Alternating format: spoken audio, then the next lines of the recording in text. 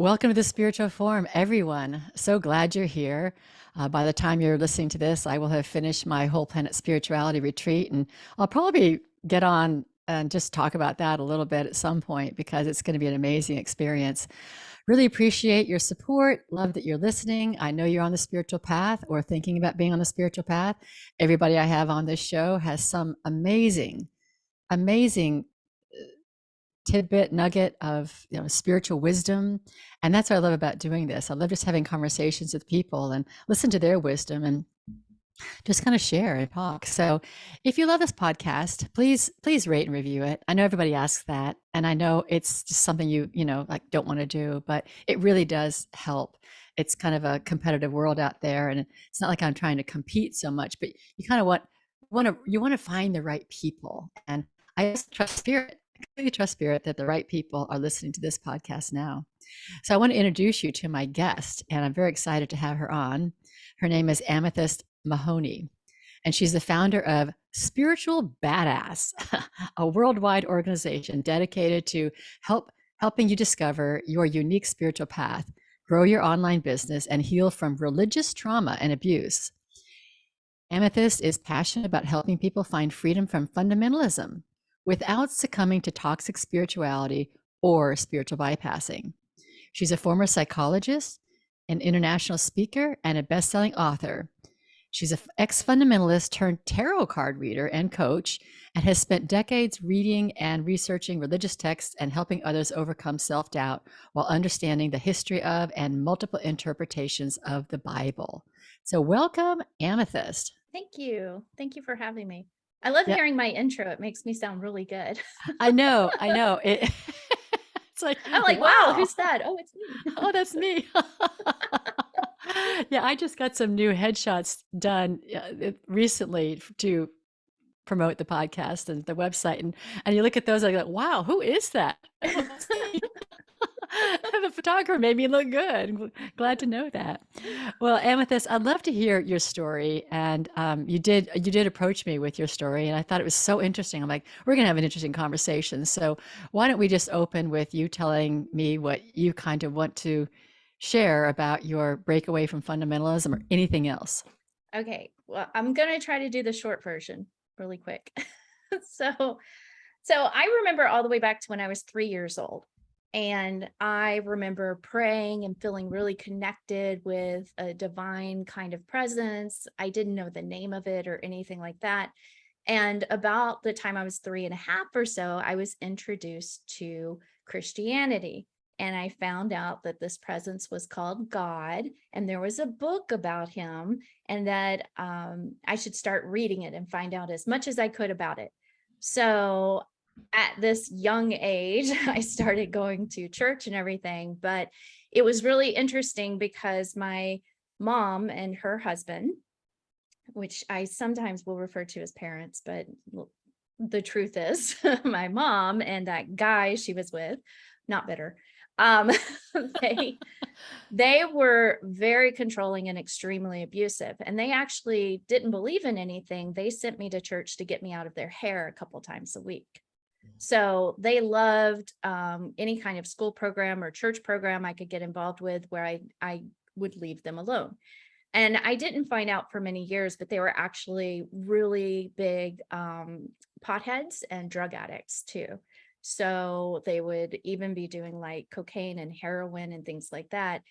We didn't have food in the house, but they would lock themselves in their room sometimes for a day or something. And I would be left to fend on my own or try to go to church or somewhere else.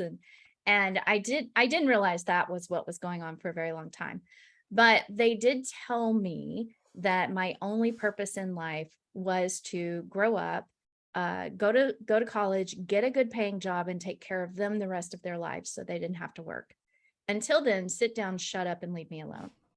And that was basically where I was coming from. So I really dug into fundamentalism. They sent me we moved a lot, like every 8 months to a year, because that's how long it takes bill collectors to find you. At least back then. This was before cell phones and things like that. So we would move almost every single year because they were just trying to shirk their bills and things. And they would always send me to the most fundamentalist Southern Baptist church in the area that they could find. And they would even go in the first time with me, and they would tell the pastor, if she does anything wrong, just slap her. Do anything you have to do. We don't care. And that was everything in my life. In school, they tried to bring corporal punishment back at one point. I told them to kiss off. My parents were like, beat the ever living crap out of her. We don't care.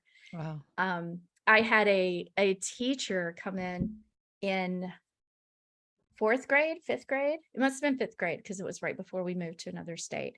And for every wrong answer you got on a test, she wanted you to hold out her hand and she would slap you with a ruler. And I refused because I got a 97 on a math test. I missed one problem. She's like, hold out your hand. And I was like, suck it. School is my refuge. I'm not here to get abused. I go home to get abused. And so I'm not going to do that here. And of course, I got into huge trouble for that, for not letting her hit me. But my stepdad would come home every single day and hit me and be like, I'm sure you did something wrong. And then he started trying to molest me for years. Mm-hmm. I went to pastors. I went to school teachers. I called CPS in 2 different states, 4 different times. I had a friend call CPS for me, and nobody would help. When I went to pastors, they would tell me one of 2 things. The man is the head of the household and he can do anything he wants to you and your mom. Or they would tell me, you're lying and you need to repent, because someone who is actually abused would never come forward. Oh, wow. That's a trap. Yeah. So it was bad, but I kept believing in God. And I was like, well, God is the only person who loves me. And then I found out about Jesus and I was like, okay, you're going to save me from all of this eventually. When I was 12, I stayed up all night and almost killed myself. I had a loaded gun and I was like, I should just be done. And I prayed and prayed and prayed all night long. And I promised God, if he would just get me through this, that I would serve him forever. And so I ended up obviously not killing myself, right? Thought about doing my dad, but then I was like, oh, would I get a full scholarship to college? I don't know. So put the gun away and sat down, and I spent the entire rest of the night counting up how many days until I turned 18 that I could get out. And so we moved and moved and moved, and then we ended up in Collierville, Tennessee. I'd grown up in Memphis. If you know anything about Memphis, it's bad. So I ended up in Collierville. It was outside of Memphis. And I kept telling my mom, my stepdad was trying to abuse me. He had been touching me for years. I couldn't stand it. I didn't, I was at my last leg of like, how can I keep this man off of me? I've done so many things over the years. And she slapped me and said, stop trying to steal my husband. A few months later, he was caught with a 16-year-old girl from the Waffle House in what I like to refer to as the Wafflegate incident. And, at this time, I'm like questioning everything because nobody would help me out of all of this. So he left. My mom moved to Memphis, and I ended up living out of my car for the rest of my junior year and my senior year of high school, because I didn't want to change schools. I was afraid I would end up, not getting my full scholarship to college and not getting out. So it was tough. I went from 8th to 22nd in my class. So boo. But I got my full scholarship. I ended up, since I was about 11, 12 years old, I wanted to be a psychologist. So I ended up going to school, becoming a psychologist, all of that stuff. But what I found over the years is that my clients were not really getting better.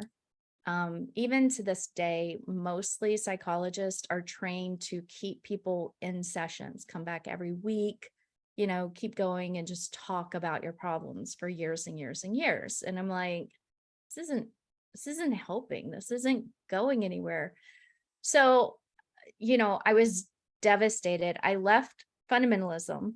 I left Christianity completely, and it had been my whole identity.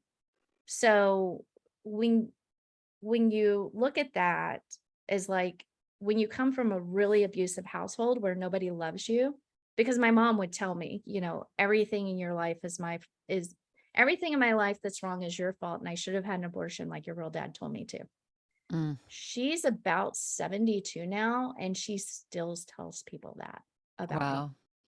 So it never got any better. I quit talking to her decades ago because you can't continue to try to have a relationship with someone like that. But I left fundamentalism. God and Jesus were the only people who loved me. So when I left that, it was devastating. I had no identity. I had no friends. I had no family. I had absolutely nothing. And I still didn't even know who my real dad was. I met him when I was 42 by email. So can we just pause a second? Yeah. Because I want to go on with your story, but the s- this is so different than I thought it was going to be. Oh, sorry. No, it's Wait, it was great. all sunshine and rainbows. No, that's not what I meant. I thought it was going to be, I thought your parents were going to be the ones that got you into fundamentalism. Like they were a part of the fundamentalism, but this was No, like, it was all control. yeah. So they sent you to the fundamentalist churches to get you out of the house. You were always connected to God. You learned about Jesus. To get out of the house, you found some sort of solace or connection or identity in the church, but you Yes. left it. Why did you leave it? I left it because I read the Bible. Okay. Okay. If you go to deconstruction forums, it's that's what they call it now when you're leaving religion. Okay. We didn't have that word back then, but if you really read the Bible all the way through, which I have 9 times, you just start to see you're okay. If you're a fundamentalist, you're told it's literal. Right. So if you read it all the way through and you're looking at it literally, it makes no sense. There's so much crap. I mean, even before you read one of the Bar books, what's his name? Bahr, starts with an E, his books, but that talk about where, it's been misquoted, it's been mistranslated, we don't have the real words, all of those kinds of things. But then just looking at the discrepancies in it, and then just looking at it like, oh, well, feed the children to the bears and let's annihilate the entire human race and stuff Yeah. like Okay. that. So yeah, I get it. So And then you you're saw like, through it. Yeah. yeah, I'm like, that's not literal. You can't, why would I love a God who would kill everybody? Right. Right. Okay. Got that. All right. Yeah. So I had to leave that. And then I had to leave psychology, which is horrible. I actually started using tarot cards in my work with my patients when I was a psychologist. And they started getting really great results. I have like this whole technique I use. I don't like predict your future and all this stuff. It's a little bit like art therapy, but a lot like coaching too. Hmm. So I taught it to, my supervisor. He had me present this whole thing. People were using this kind of technique with different artwork and pictures.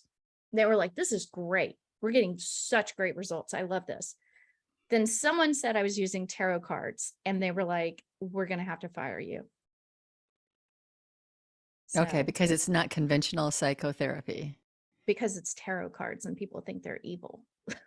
Oh, that sounds religious, though. I would expect that from the church, but I wouldn't expect that from the field of psychology. I would just think they would invalidate it because it's kind of woo woo or not No, scientific or something. they Okay. threatened my job. So Okay. All right. So you I didn't was belong. like, okay, so I'll just go read tarot cards full time.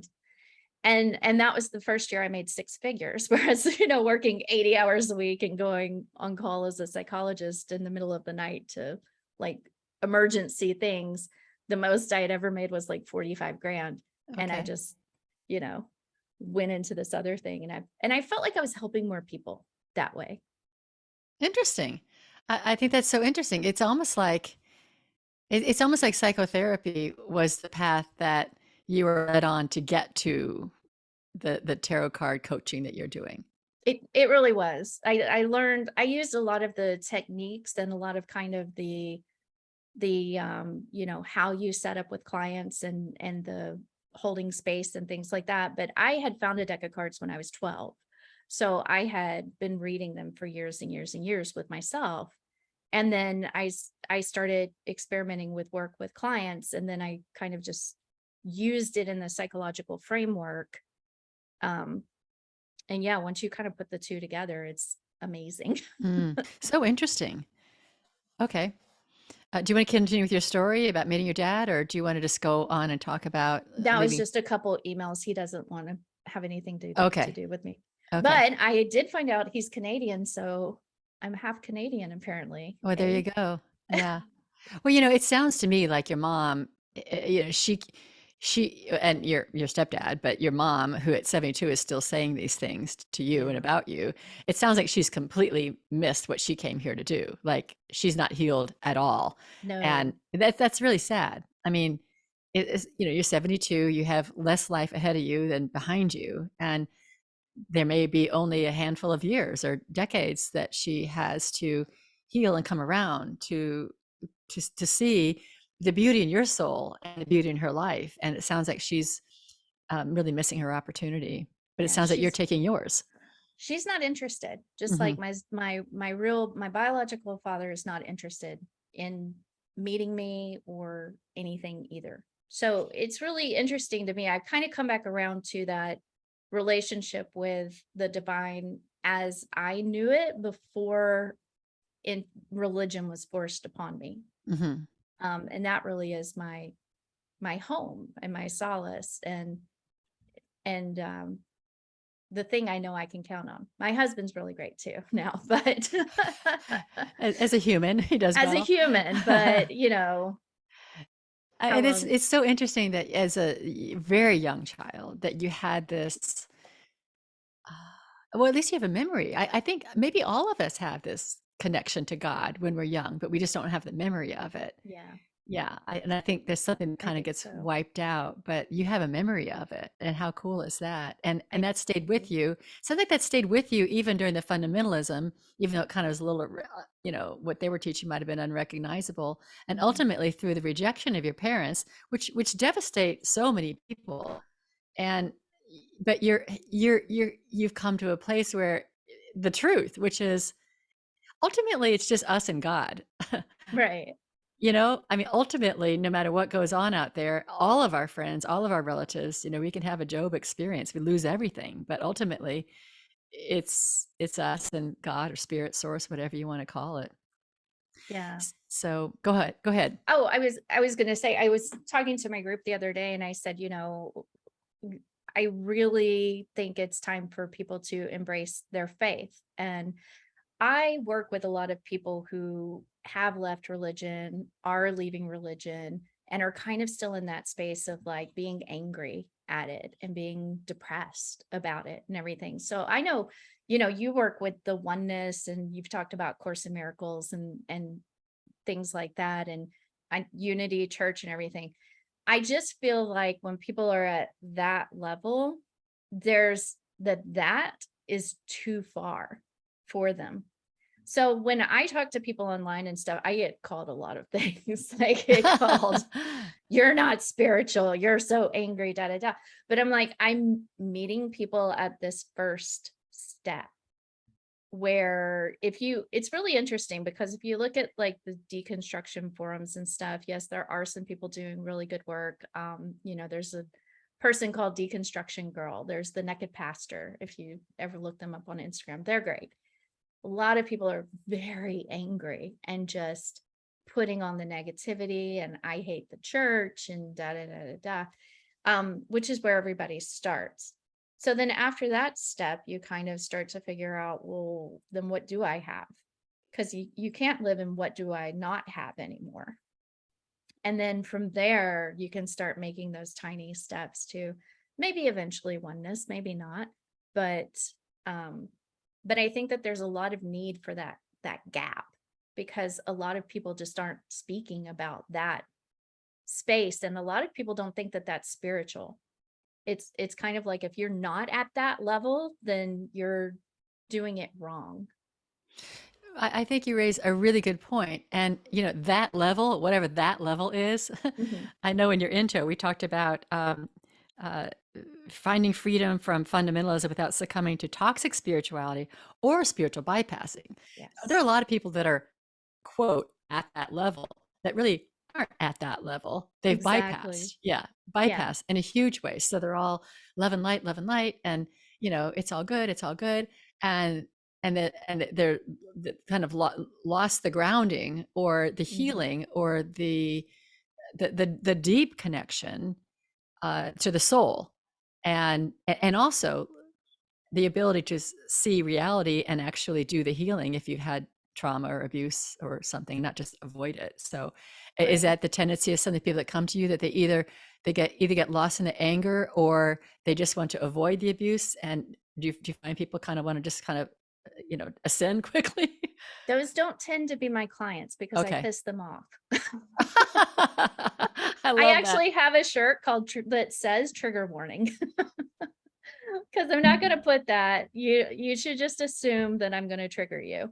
Um, because I do talk about those hard things. And in my group, we laugh about, we call them the love and lighters. I know that's snarky and bad, but The love what? I'm sorry. the love and lighters. Oh, the love and lighters. Yeah, I hear you. I'm telling yeah. you. And I, And I we know a lot say, of them. yeah, and we say love and light is actually someone's flipping you off.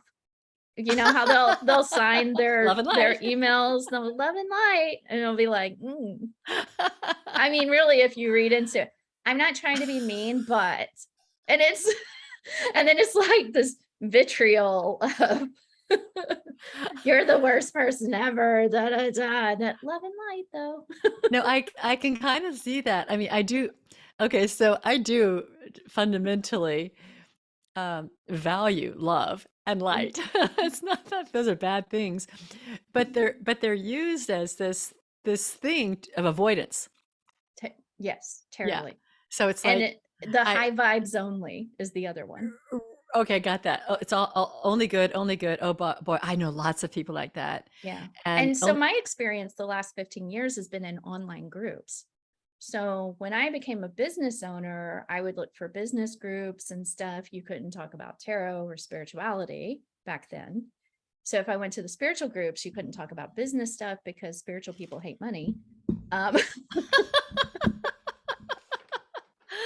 uh, everything's spiritual except money. Like what? money is spiritual. That's what I Money's the say. flow, God flow. Yeah. Yeah, yeah. Yeah. So I'm like, how much do my tarot cards cost and my entire library that I have? But it was really interesting. So I created, Spiritual Badass to be a place for people to come together who do both of those things. And and we get so many people who claim that they're, you know, love and light people, they're light workers, but they don't want to talk about any shadow work. And if you have a bad day, you're not allowed to say that in a lot of spiritual groups online. If you're sick, you're not allowed to Yeah, say that. it's a trap. It's a trap. I like it. There's a belief that if you say it, then you're inviting it. Like Mhm. if I say anything that's negative, then I'm attracting that to me. And so Right. therefore I can't. And I dwelled in that space. I'm not sure I would ever dwell in that space, but there's a lot of that happens. I think Yeah. even in you, there's a lot of that happens. And even now, I mean, I don't know if you saw, but I did an interview with Annika Lucas, who was a survivor of a child sex trafficking in the 70s at the highest elite levels. Her experience is just, I mean, eh, it's insanely horrible. Mm. And I'm not meaning to take her experience like hers is more horrible than others or anything like that, but I try to bring these kinds of things to light. Your story, the abuse you experienced, to bring that to people's awareness, because we have to know what world we live in. Right. If we imagine that the world is just, everybody in our government loves us and cares about us, and everybody, all of our authorities are going to take care of us, and it's just not the way the world is. So there's Right. something really good about seeing what the way the world is, while also having faith and holding to God love, like real grounded love. Yeah. And I think there's a couple things. So the when you're doing the spiritual bypassing or talks, for one of other words right now, toxic spirituality is it it leads to complacency too. Hmm. First, it leads to blaming and shaming people who have had bad things happen or who are going through things. Oh, you don't say you have cancer. You should be able to think your way out of that. you know? Yeah. What thoughts brought that to you? Yes. So I was in a group one time and someone was like, I hit my left pinky with a hammer. What does it mean?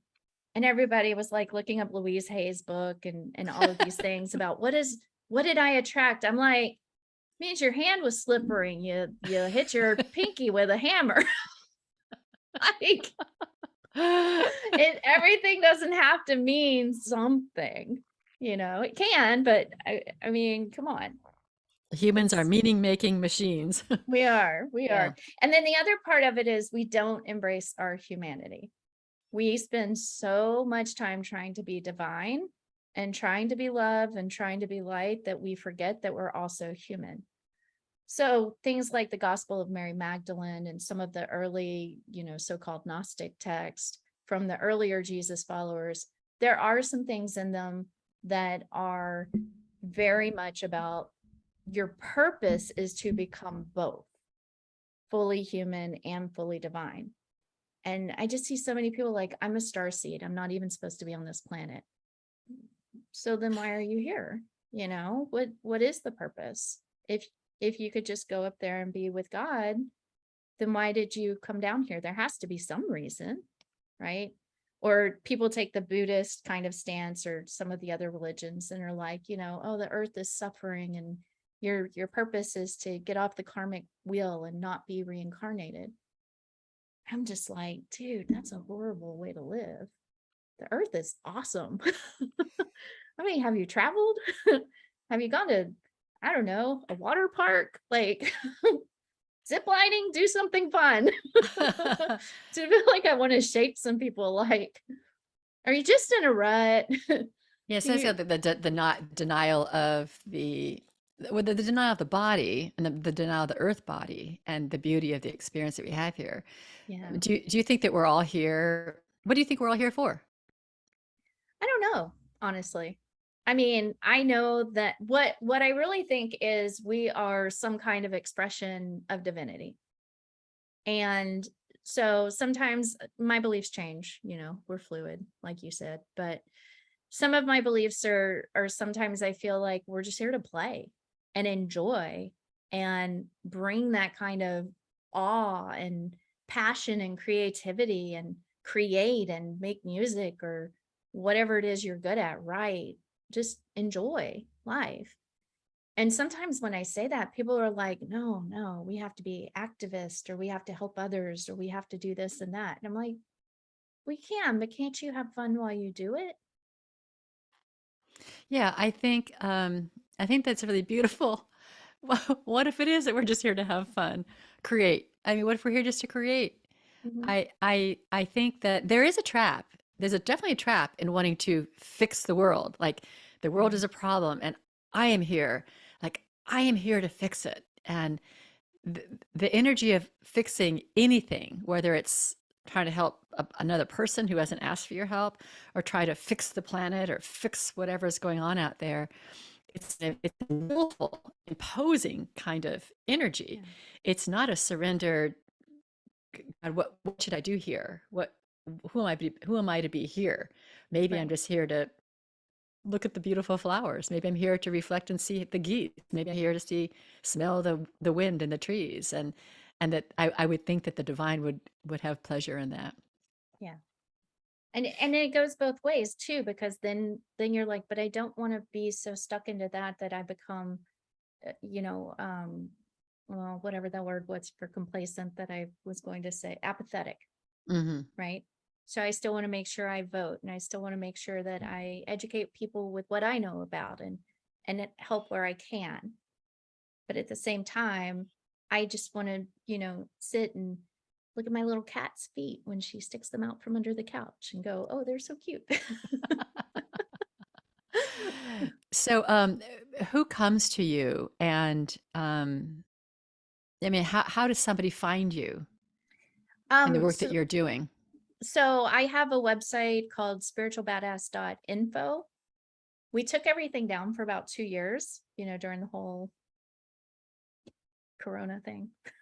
I can say that because it's beer. Um, We can talk about they that got later. really mad about that. I think they threatened to sue, like, you're infringing on our trademark.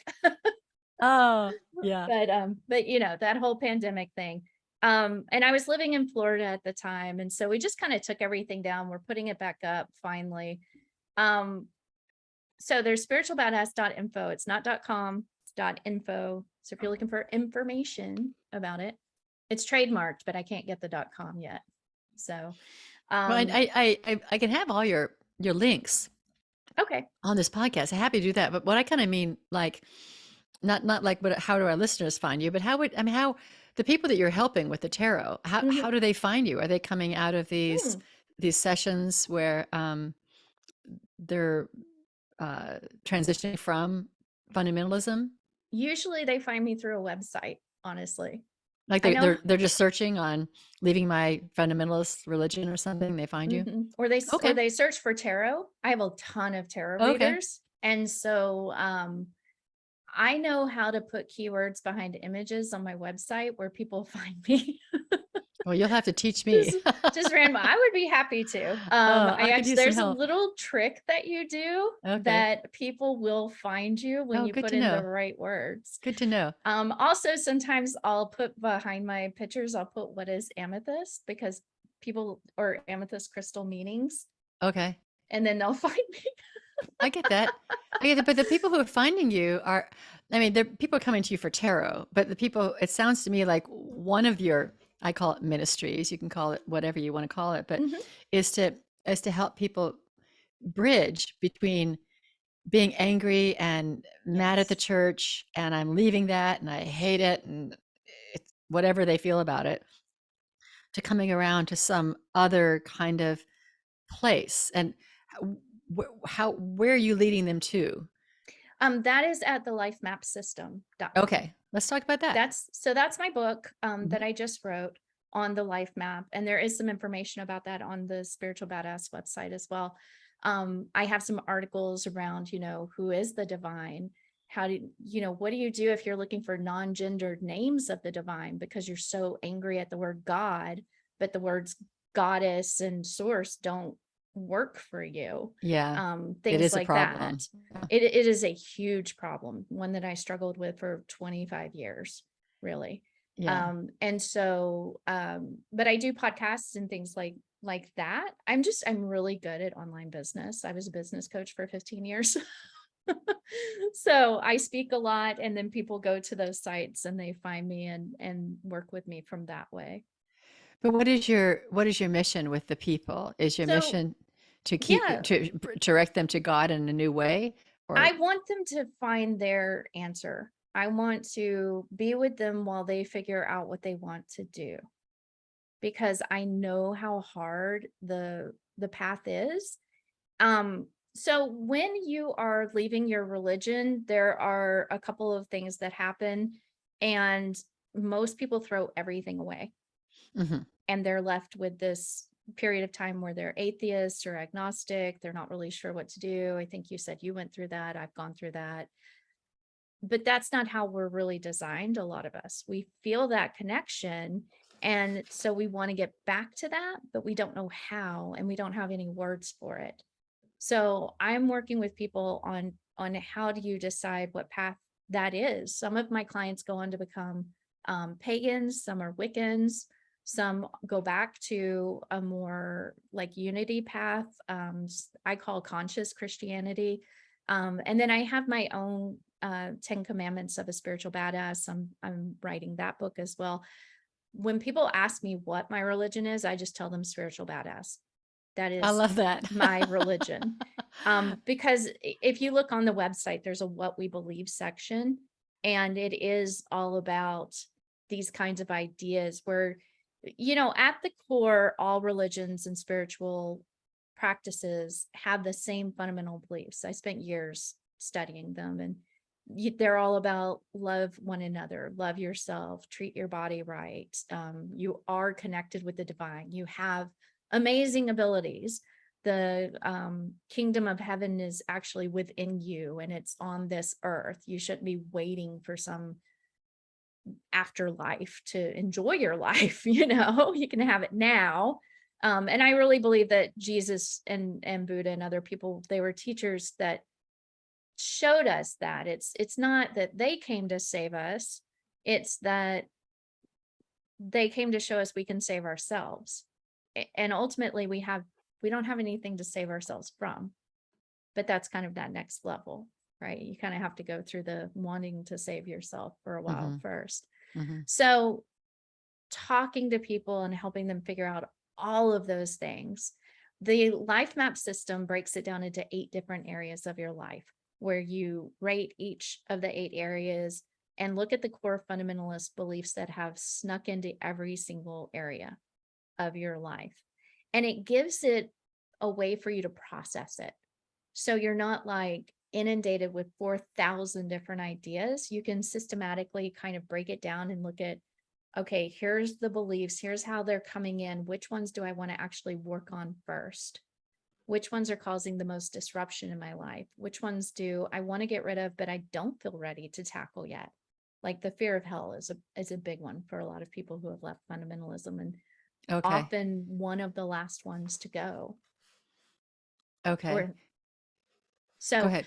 So we go around and we look at each of those areas and we look at, how is this affecting your life? And that way it's not so overwhelming anymore. Because when you leave religion, it just feels like everything just got dumped on you. Now everything is a lie. And you just don't know where to start. And how do you pick up the pieces? So we pick them up a few at a time and we start putting them back together, but we put them back together in the way that the person feels comfortable with. What's really interesting to me is that my husband was not raised in any kind of religion. Really, his dad was kind of like this free-flowing Buddhist, and didn't really know anything about the Bible at all until he met me. And when I was telling him some stories and things, he's like, wait a minute, people believe this. People believe this is for real.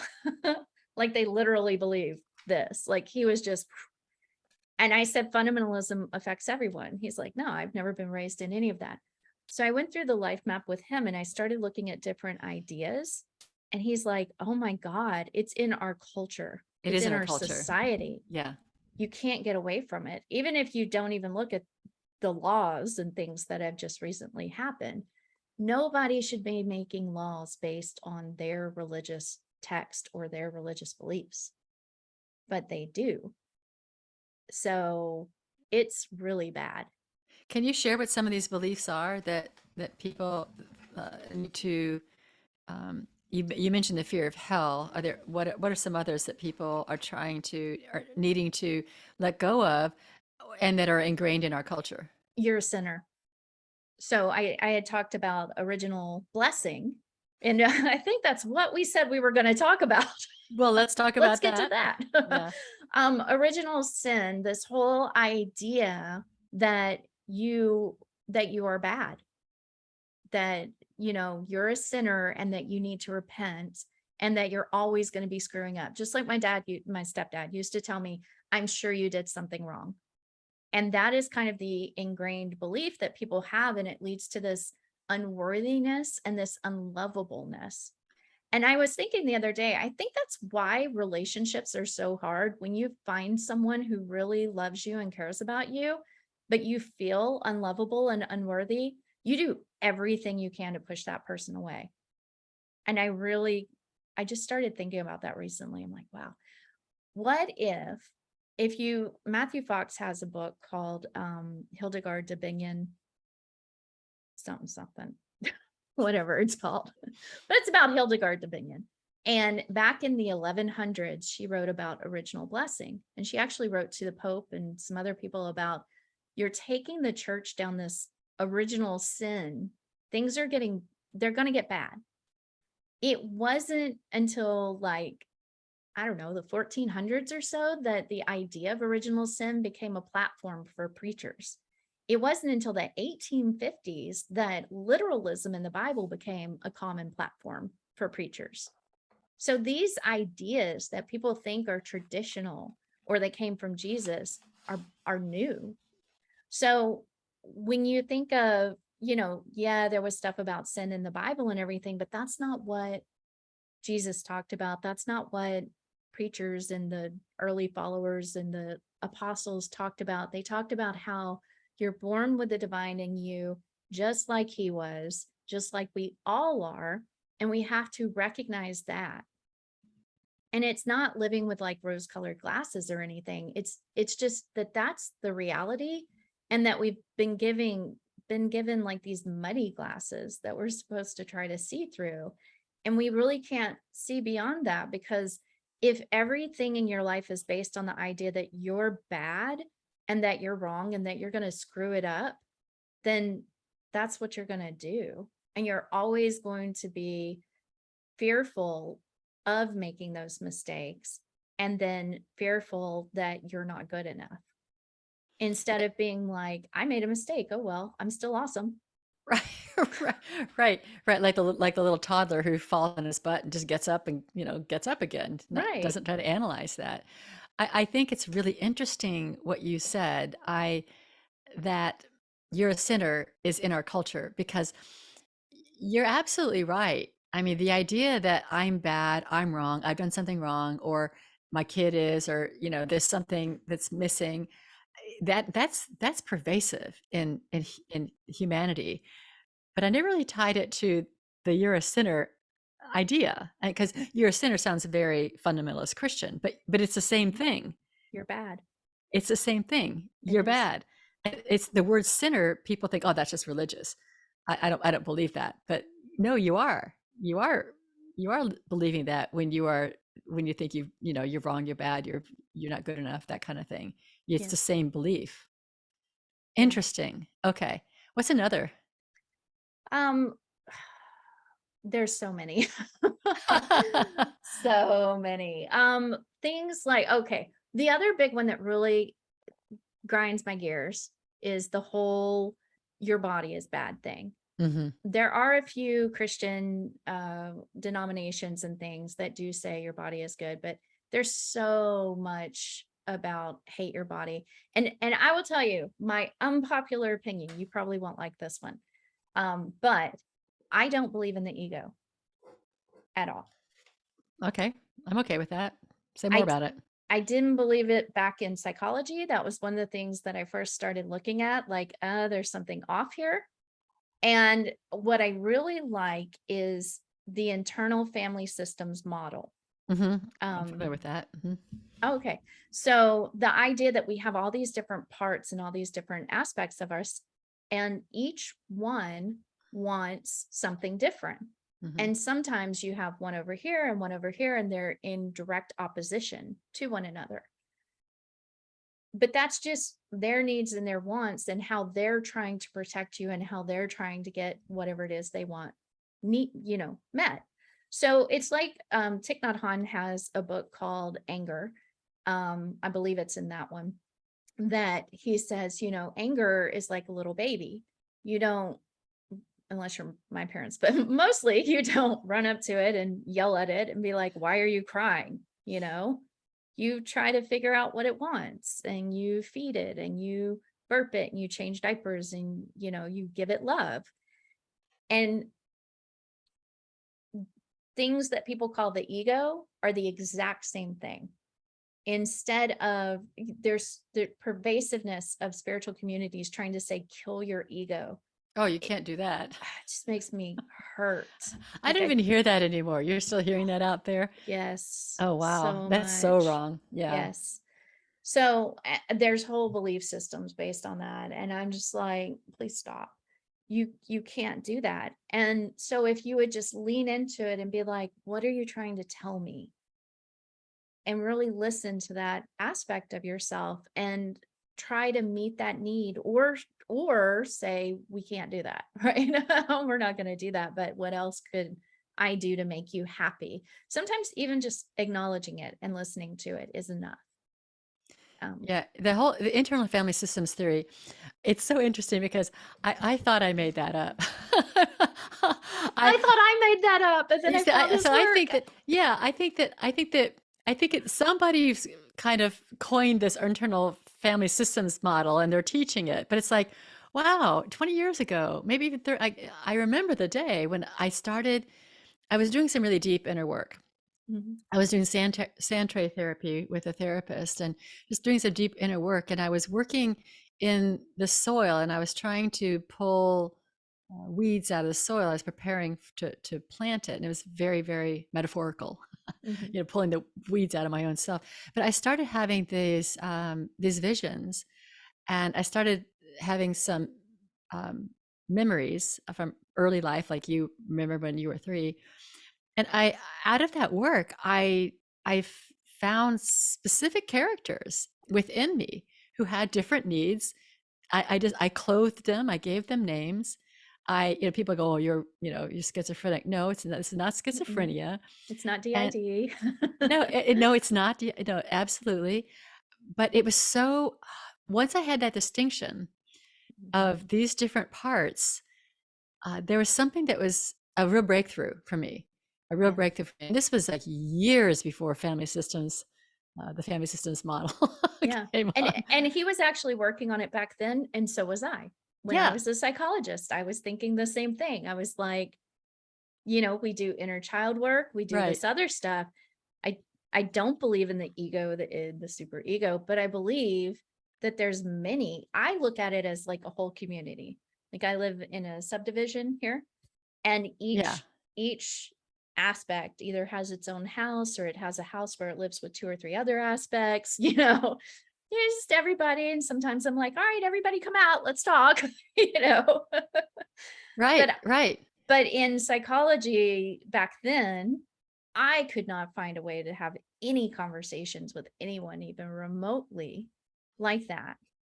And so he stayed in psychology and I left because I needed to do that and I needed to work with tarot cards and a whole myriad of reasons. I just couldn't find my answers in psychology.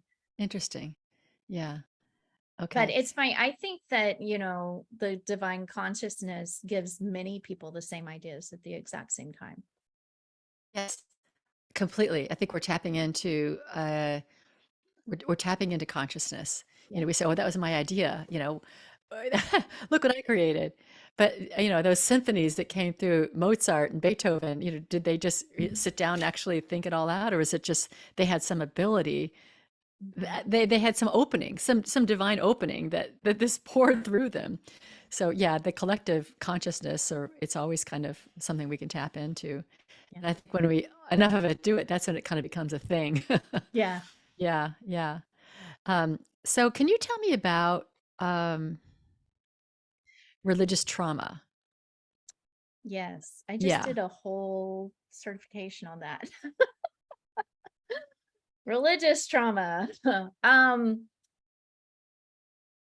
when you have these ideas that are based on these fundamentalist beliefs, like I'm a sinner, it's automatically going to traumatize you in your life. Kind of like what we've already talked about is I'm unlovable, I'm unworthy.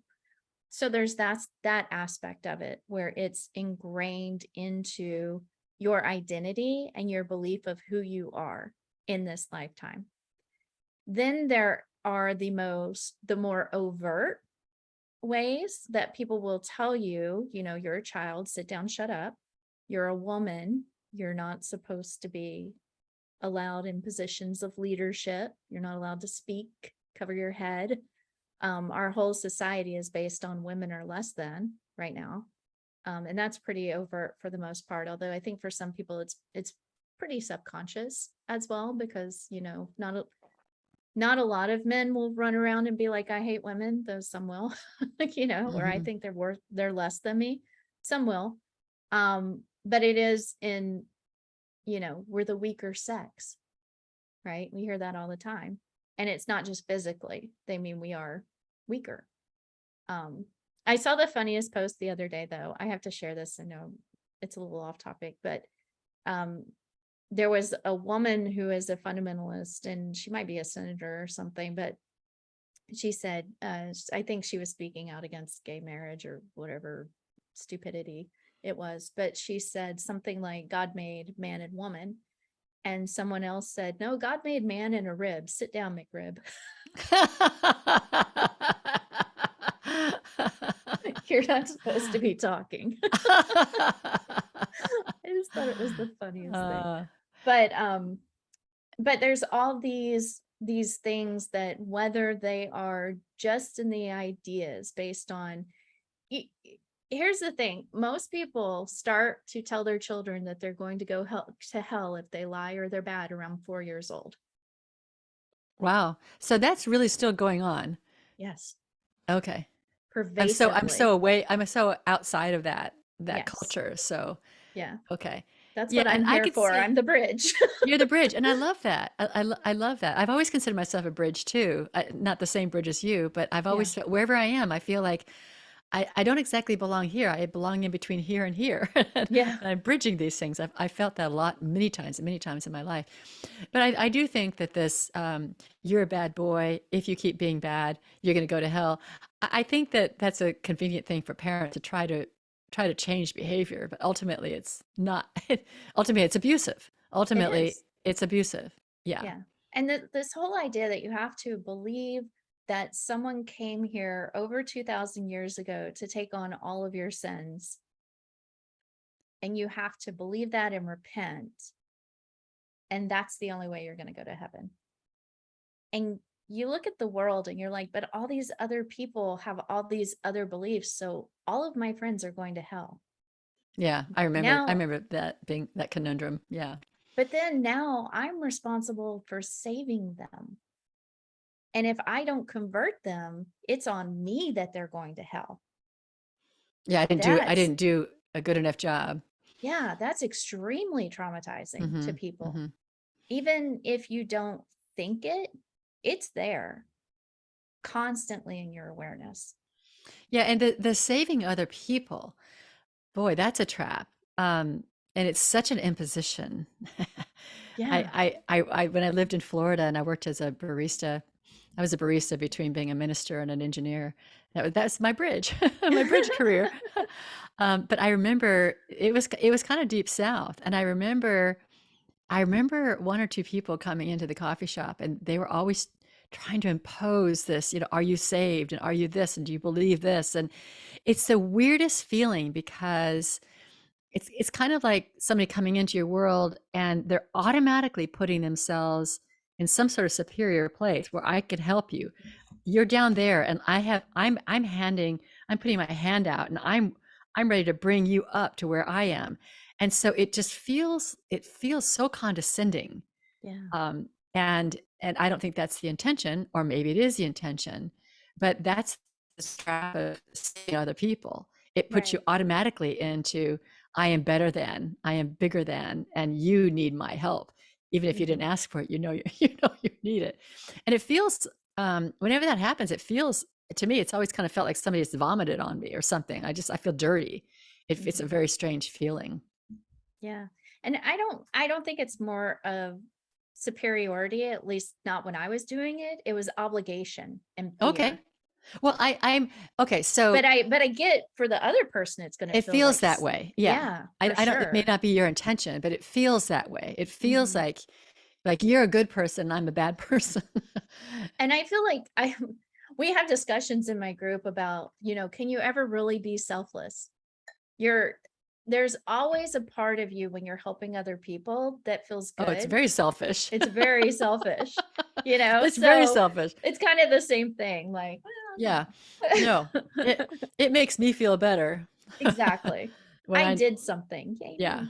Right. Yeah, look at me. I'm good. I'm good. Um so what do you this original blessing, which I shared with you too before we got on, that I too believe. I believe that humans are essentially divine beings, and that we are. I mean, God created us. Whatever you believe God to be, that we are the manifestation of this energy that I call God, and uh, and we're beautiful, and in our essence, we're perfect. Now we don't see ourselves as perfect. We may not behave perfectly, but this idea that we're flawed from the very beginning, like it's it's it's wrong. I that's all. It It's is. just wrong. It's just wrong. So I mean, so do you? do you envision that our world's going has a possibility of shifting to the original blessing? I mean, I always hold out hope that there's always. Mhm. I mean, in inevitably in the scheme of time, probably, right? There's a good chance. It's kind of like if you set a bunch of monkeys in the room with the typewriter, they'll write Shakespeare. But I think I think that a lot of people are moving in that direction. But the thing that I actually want to touch on, I feel like Sarah Palin. I'm going to take one word you said and I'm going to tell you a different answer. Um, when you said perfect, that is another fundamental belief that I wanted to touch on, that idea of perfectionism. I get that. Yep. Yeah. And that if you're not as perfect as Jesus or God, Yeah. then you're flawed, Right. Right. I right? get what you're saying. Sure. So pervasive. So until we stop like flogging ourselves psychologically Right. for not being perfect, it's going to be very difficult. Yeah. But And I think, actually, when I say that, I don't mean it in that way. oh no. It's really more about beingness. Like what is Mhm. now is beautiful, maybe a better word for it. But I completely see how that can be twisted for sure. Yeah. Yeah. So I think that we're moving in that direction. I think I have a thing that I did a few years ago called the spiral of ascension, where and it's really funny because when I was growing up, my nickname was one of my nicknames was Little Tornado. Mm. And it's like a tornado is what it looks like.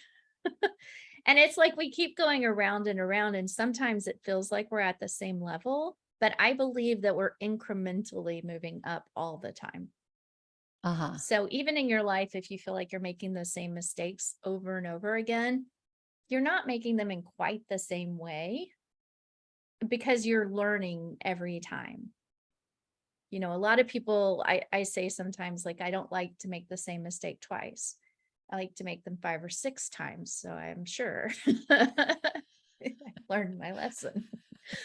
But I know a lot of people, you know, especially years ago, that's how I felt. I would always have like the broken down car or something would happen where I just felt like, why am I in this situation again?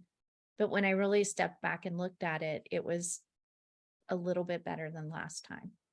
Yes. So I feel like as a human race, we're getting a little bit better every time, but you know, give us a couple million years or so. Yes. In some ways, I question, does it even matter sometimes? You know, if we're just doing the best we can and we're enjoying our life, some days I'm just like, screw it, that's all I want. Yeah. And Not You're not trying to make a utopia. yeah. And then other days I'm like, oh my gosh, we all need to, you know, meditate and pray and do better. So it's always that balance of, you know, but I think we're Yeah, I mean, always getting ultimately, better. I think we each have the choice. We each have the choice to Yeah. grow in the way we're going to grow. We can't get others to grow. We can't. That's another trap. If everybody just does this, then everything's going to be better. Everybody has that idea, but they have different ideas about what everybody needs to do. Right. So the only thing you have is responsibility. The only thing you have control over is yourself. So Mhm. it sounds like, finding your own place of happiness and contentment and fun and joy is really what we can each do. Yeah. And you know, when you asked earlier, like you were saying it maybe my mom didn't come here to do what she needed to do and the lessons she needed to learn in this lifetime. But just off what you're saying just now, I'm like, well, maybe she did. Maybe in Maybe her she did. last, yeah, maybe in her last life it was a lot worse, Yeah. you Yeah. know? That was a And judgment on my part. I and completely accept that. but no, I would have never thought anything different because I've always said that. I'm like, well, I guess, you know, she screwed up. Yeah, I know. It's so easy to say. It's so easy to say, well, she's going to have to go around again. Right? Hopefully she'll learn next time. But who are Mhm. we? Who are we to say? We don't know where people have come from. We don't know how That's far they've true. come. And also maybe she did do what she needed to do for you in in you having your soul grow here on this Mhm. planet, which I think I have to commend you. I think that the background you're growing up that you describe and that kind of abuse is just Horrible. so it's heart-wrenching. And for you to be sitting here as this, you seem to be a joyful person who is really a more awake and helping people, and you see things clearly, and you're not sitting here going, oh, this thing happened to me and that thing happened to me, this thing happened to me, and life sucks. And that's a miracle. Yeah. But I also think we all have those parts of our lives where we do kind of ruminate on that Yeah, sucks. When I look that's at true. my life map with clients, there's your health. I have a lot of health issues. A lot. I was listening to one of your podcasts about the energy healer and stuff, and it's so funny because I go back and forth with this. Can I heal myself? Can I, have someone help me heal? Is it just my lot to what am I learning from this physical issue? I'm overthinking. No, I can heal. No, I can't. And where do you go from whatever part of your life, whichever of those sections maybe like your hardest for you? And what do you do with that? I have no answer. Yeah, well, it's interesting. She's like, it's all energy. It's all energy. So you definitely can heal yourself. Mhm. Well, Amethyst, I want to give you, I want to close soon, but I want to give you the last word, whatever we didn't talk about that you want to say, or I'm not going to say the word I said at the beginning. That's my last word. So I feel like if you're listening to this, you're a good person. And no, I'm not just saying that because, I'm like, buy my book or whatever. But I feel like in their own way, everyone's a good person at at your core. And looking at any ideas that you come up with that says something different than that probably comes from some kind of fundamentalist belief that is pervading our culture. And the answer is there is no answer. And everyone can find their own path and really just have fun with it and play and create and be and understand that you are part of the divine and the divine is in you. And that's beautiful. Embrace that and embrace your body, and you'll be all right. that Oh, is beautiful. I Go will ahead. say one more thing. All I right. told my group the other day, I said, you know what, when I said embrace your faith, because I do say embrace your faith, sometimes people get like wigged out, like I don't have a religion or a dogma, I don't like it. When I say embrace your faith, I believe that faith is the ability to know that no matter what happens, you're going to be okay. Mm. So even if things don't work out, even if you die, whatever, everything's going to be okay. And that to me is the ultimate faith, because you have that faith and that trust in the divine that you're just okay. I love that. That's beautiful. And I think in the last couple of years with the COVID thing, I think we saw a lot of people not embracing their faith. I think, and Yeah. I'm not meaning to judge out there, all the fear is because we don't think it's going to be okay. You Yeah. know, all the fear that happens for people is because we don't think it's going to be okay, but it is going to be okay. All right. Well, thank you for being with me today, Amethyst, and I'll have all of your links on the podcast page. So I think that you're a delight. Thank you. you're you're a bright light, and I think you're really in service to a lot of people and being that bridge. So, thank you for sharing. Thank you. All right, everybody, thank you for listening, and I now close the spiritual forum. Bye.